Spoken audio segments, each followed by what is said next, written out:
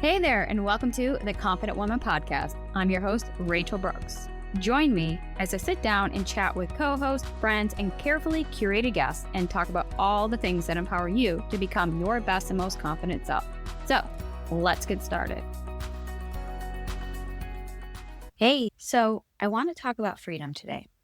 And I don't mean the word the way that it gets thrown around in this online business space or just in the online space at all. Because honestly, that word has been so overused and so oversold that it's lost almost every bit of its meaning. And at this point, it's what does freedom even mean anymore? But the thing is that it does have a real meaning.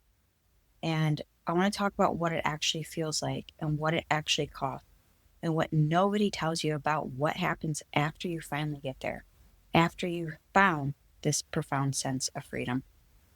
Because here's what I wish someone had told me way before, and before I even spent years building toward it, is you can get everything on your checklist and still feel completely empty. And that is disorienting. It truly is. It's this experience that nobody in the freedom lifestyle space is talking about because it doesn't make a great sales page. I remember when we're in the business, we want to use and sell things that sound sexy, appealing, attractive. But nobody talks about the ugly side. Nobody talks about the messy side. Nobody talks about what it's like after you've reached or achieved and hit that finish line. And so I want to start here because I think a lot of you are listening are somewhere in this tension. Right now, there's a space in this place that feels like you're teetering both. You're living in this place that doesn't feel like freedom, but yet on the other side, there is this space called freedom. And so if you're straddling both sides, you're either in the middle of building toward what you've defined as freedom, or you've arrived somewhere close to it, and it certainly doesn't feel like freedom. At least it doesn't feel like the way you thought it would. Or you're in a season of rebuilding after the whole thing fell apart, and you're trying to figure out what you actually want this time around. And wherever you are in this space between, this episode is for you. So let me tell you about what I know about this from the inside. There was a season of my life where I had what the online business world calls the dream. I had a business that was running. I had income coming in consistently. I had the flexibility. I had the freedom of schedule, the ability to work from whenever, wherever, however I wanted to. And I had traveled. I had traveled around the world. I've traveled back and forth to states, countries, all over the stuff. And it was freedom. It was exactly what I set out to achieve. I had built something real.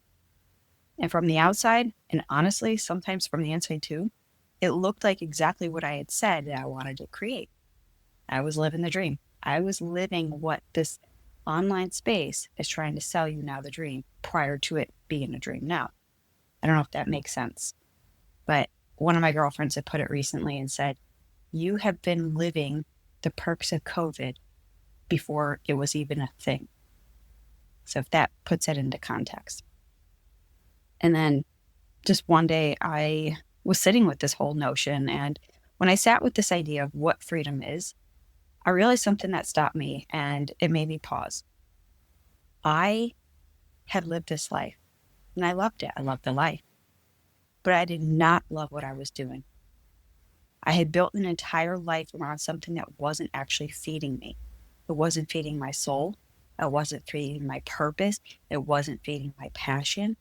It wasn't feeding me in a level of growth and desire.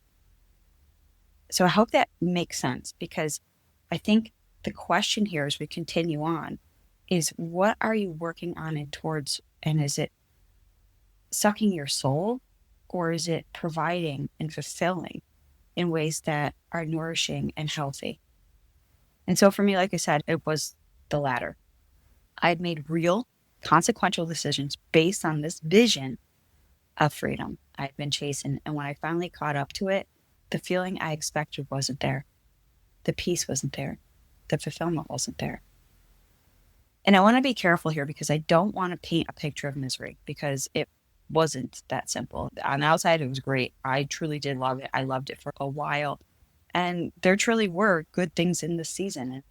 that I'm super grateful for. But the further you go down this path, I want to caution you to turn on your discernment sensors, use good judgment, use wisdom, and always check in and ask if you're aligned as we continue this journey. And so there are things that I valued about the life I had built. And beneath all of it was this quiet, persistent awareness that something was off, that I was maintaining a life that I had outgrown. That version of freedom I had built and been building toward was based on someone else's definition of what that was supposed to look like. And I had adopted it very early on and without ever really stopping to ask whether or not it was even mine. Is this the life that I wanted? But there was a day that I sat down, and this is when it just hit me. I realized something that had just totally stopped me and made me pause. And I said, I didn't love what I was doing. I had built an entire life around something that wasn't actually feeding. I had made real consequential decisions based on the vision of freedom I had been chasing. And when I finally caught up to it, that feeling, the one I had dreamt of and imagined and lived numerous times in my mind, it wasn't what I was expecting. It was a wonderful ride and a wonderful season, and I thoroughly enjoyed the perks and the benefits and all the things, right? But there were things I valued about the life that I had built. And underneath it all, though, there was just this quiet stillness, this persistent, this awareness, this nudge, this knowing, this intuitive feeling that just something was off. And I realized that the life that I was maintaining, I had outgrown. And that's the version of freedom that I had been building toward that was based on someone else's definition of what that was supposed to look like. Or even perhaps my old version of myself of what freedom was supposed to look like and feel like. And essentially, I had adopted it without ever really stopping to ask whether or not this was something that I wanted, or was this something that I wanted to sustain? Does that make sense? Because I think this is the thing that gets lost in all the freedom lifestyle conversations, is that the whole premise is that you define what freedom means to you. But most of us never actually do that. We never stop to do the inner work, the pause, the thinking, the imagining through. And sometimes we react in the moments because we see advertisements or posts about make 10K months or close X deals and make 30K a month or whatever these arbitrary numbers are. And I get it because those things sell. That's very sexy. It's attractive. People like to see the tangible outcomes, the tangible goods. And so we start chasing those arbitrary goals or versions of what we think would bring joy and happiness and contentment in these seasons, and thinking that, oh, if I had another 10K or made another 30K a month, then I'll have more freedom. I'll have more money. I'll have more X, Y, and Z. And so this is where the heed with caution is. And so that's the lifestyle conversations that I'm talking about for you to define what freedom means and feels like for you in this current season. And do that inner work. Have these hard conversations with yourself. And when we start to hear someone else's version of it, we have to ask if it sounds good, if it sounds better than what we currently have, and whether or not we start building toward it. And the building feels purposeful, and the progress feels real, and the hustle feels justified. But at some point, you have to ask yourself the real question: which is freedom from what and freedom for what? Because those are two completely different directions. And if you've been building away from something you're afraid of instead of towards something you genuinely want, the arrival is going to feel hollow. The pinnacle is going to feel vapid. The goal is going to feel smaller than you expected. And the achievement is going to feel real and be real, but something inside of you knows that it's off. And you're not going to understand why, because you did the thing, right? You don't know why this whole thing feels wrong. You don't know why everything that you had chased and worked so hard for, and you're at the top and you've checked all the boxes and did all the things, You hit all the numbers. You built the business. You built the brand. You got the freedom. Then you find yourself asking, why does it feel like something is missing? And here's what I know. A cage made of gold is still a cage. When your business depends on you for everything, when your income is tied to your output, when your worth is still tangled up in your productivity, even inside the freedom version of your life, you haven't actually arrived anywhere. You just moved the hustle to a prettier location, the prettier gold penthouse. Now, I'll be honest, that realization, it didn't come from a business book or a podcast or some strategy session. Like literally, it came from within, in the quiet and the stillness, and those long nights, those ugly cries. As a solopreneur, as an entrepreneur, I'm speaking directly. You know what it's like. And it came in the season where God was stripping things away. And I was fighting it because I thought he was taking something from me when he actually was trying to show me all that what I was holding on to was never the thing he had for me in the first place. And so, like a little child, when we're taking our toys away or our devices, we want to kick and scream and we ask, why is this happening to us? Why is God punishing us? Why is this happening? But what if it's happening for you? What if it's not punishment? What if it's for our betterment? And so as Proverbs 16:9 says, a man plans his course, but the Lord determines his steps. And I've been so busy planning my course that I forgot to even check in and ask him, like, hey, God, where are we actually going?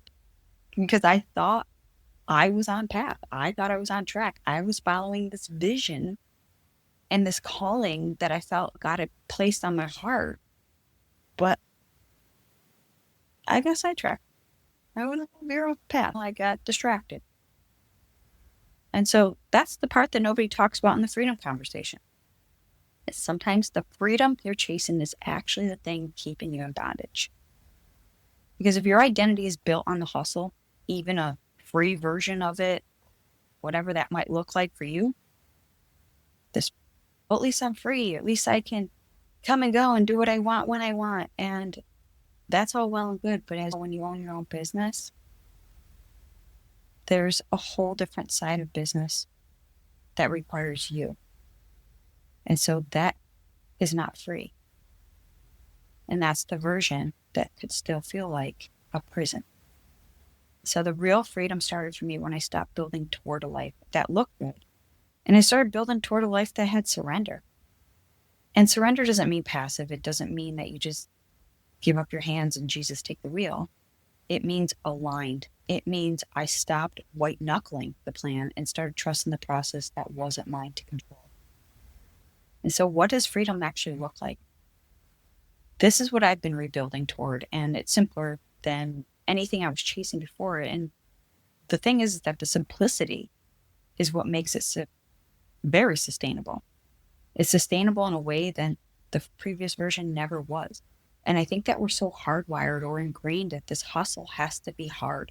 The work has to be hard, that things have to be complex for it to pan out and be worth the work. But sometimes it's the complexity is creating the confusion when the simplicity is what leads to sustainability.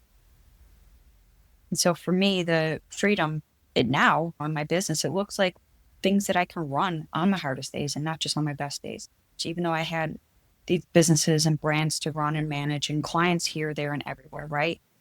I just had to strip everything and get crystal clear on the one thing. And that's what you need to check in and align yourself and ask God, what is this one thing for you in this current season?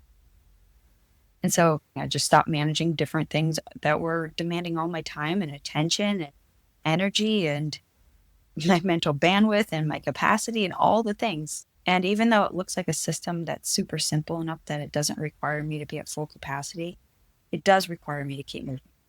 And that's the beautiful thing about it.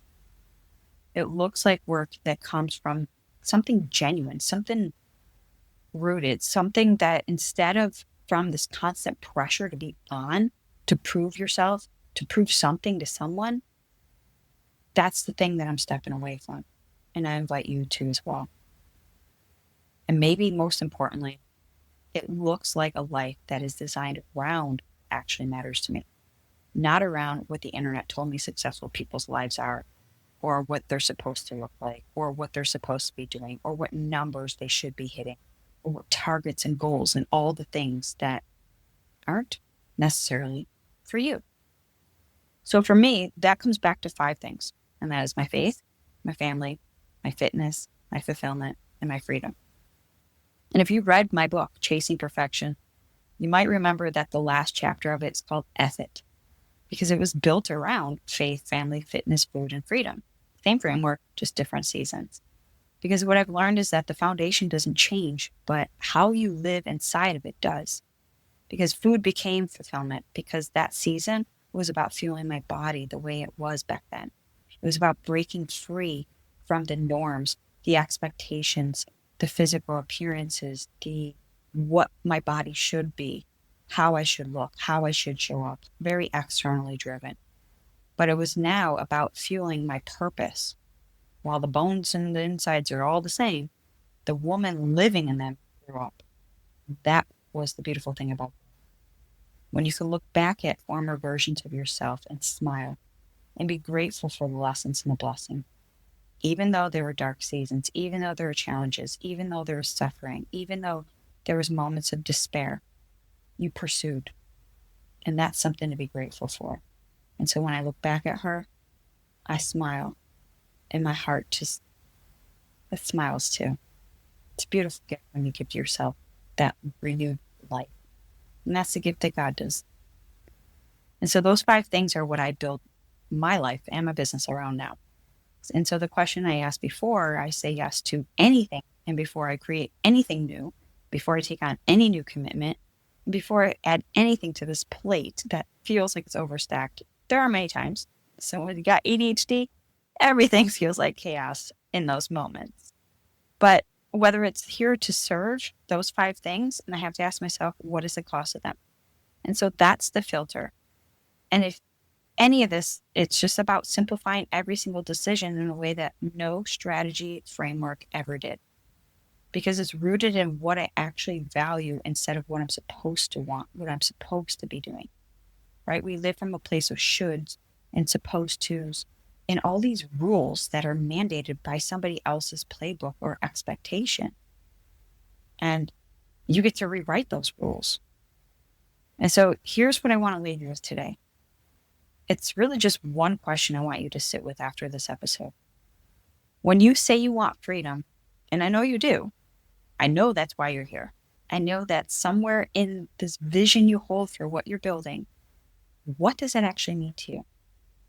Not to the people you follow online, not to the people that you have to show up for, not the people you've been subscribed to or been learning from or coached by, but specifically for you.